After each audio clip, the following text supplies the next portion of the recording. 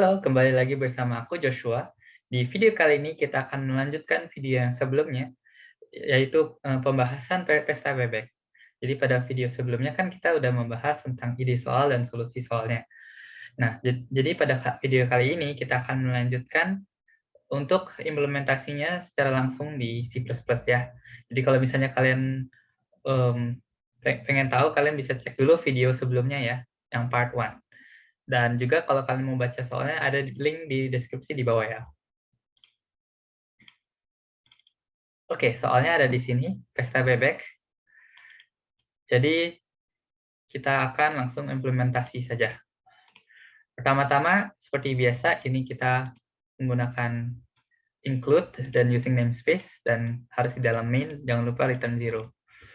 Oke, jadi pertama kita lihat perlu ada masukan jumlah n-nya untuk menentukan jumlah string yang akan ada. Jadi kita bikin aja variabel n, dan kita akan masukkan n-nya.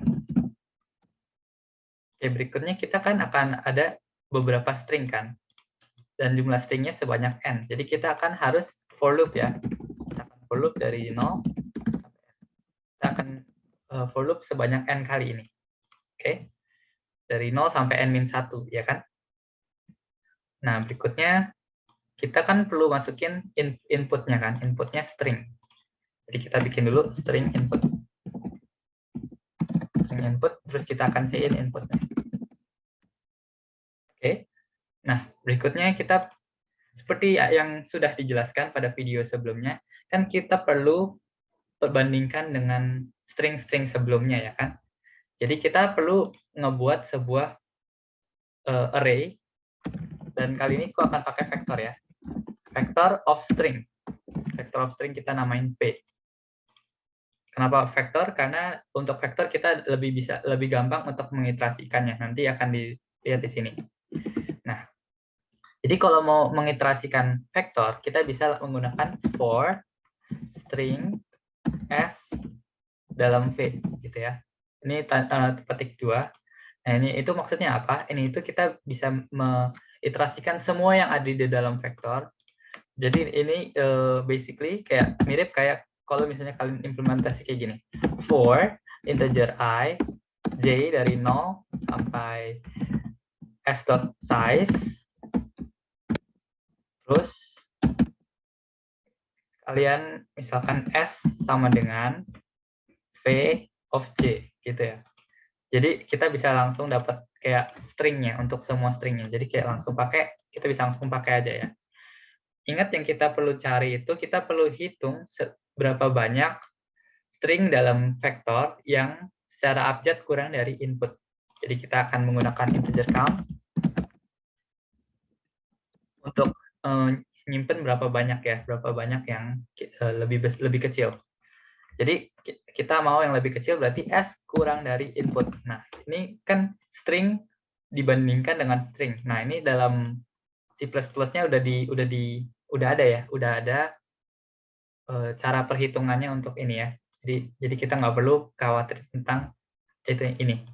Nah, jadi kita tinggal perlu pikirin, kalau misalnya kurang dari, apa yang kita harus lakukan? Kita harus tambahin count-nya sebanyak 1, ya kan?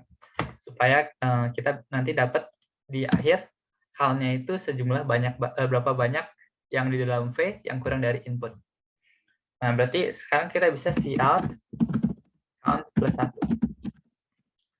Terus misalnya kalian mikir udah selesai nih, terus kalian coba run code. Kalian kan pasti masuk inputnya dulu ya. Nah, kalau kalian lihat sini kan 1, 1, 1, 1, 1 kan. Tapi yang kalian mau kan 1, 1, 2, 1, 5. Nah, kalau kayak gini, jangan panik ya. Jangan langsung mikir, aduh, ideku kayaknya salah nih.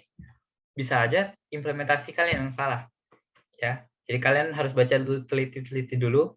Terus kalian kadang harus mikir, kenapa ya? Kenapa bisa selalu 1, 1, 1? Kan kita cout-nya count plus 1. Berarti kalau misalnya selalu 1, berarti count-nya 0 kan? Nah, masa semuanya 0 ya? Kenapa ya? Nah, ini itu, terus kalian mikir-mikir lagi, oh ternyata V-nya belum ada yang dimasukin, ya kan? Kita belum masukin apa-apa ke V.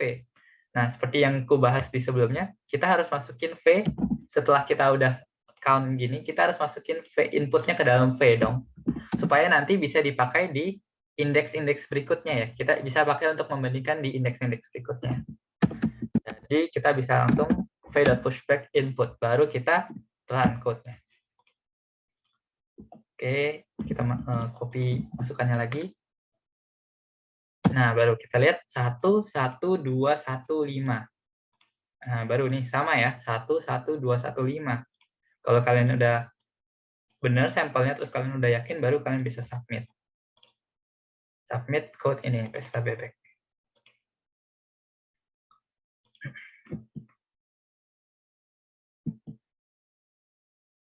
Nah, oke, AC ya. Jadi, dan untuk time-nya juga cukup cepat, worst case-nya cuma 23 milisecond. Jadi yang bisa kita dapat di sini itu, kalau misalnya kalian pertama run itu salah, jangan takut dulu ya, jangan takut-takut, waduh, idenya jangan-jangan salah atau apa gitu. Coba tenangin diri dulu, terus coba baca code-nya secara teliti. Ada yang kalian miss nggak? Bahkan kadang kayak kita satu karakter away dari solusi yang AC, misalnya kayak karakternya kebalik gitu. Kalau misalnya ini lebih dari gitu, kan pasti salah. Jadi kayak kalian harus hati-hati dan juga coba-coba aja kayak apakah ini harusnya kurang dari atau harus lebih dari gitu ya. Nah, jadi sekian pembahasannya. Semoga dapat dimengerti dan semoga bisa digunakan bukan cuma di soal ini tapi juga diaplikasikan di soal-soal lainnya juga harapannya. Oke, terima kasih telah mendengarkan video ini.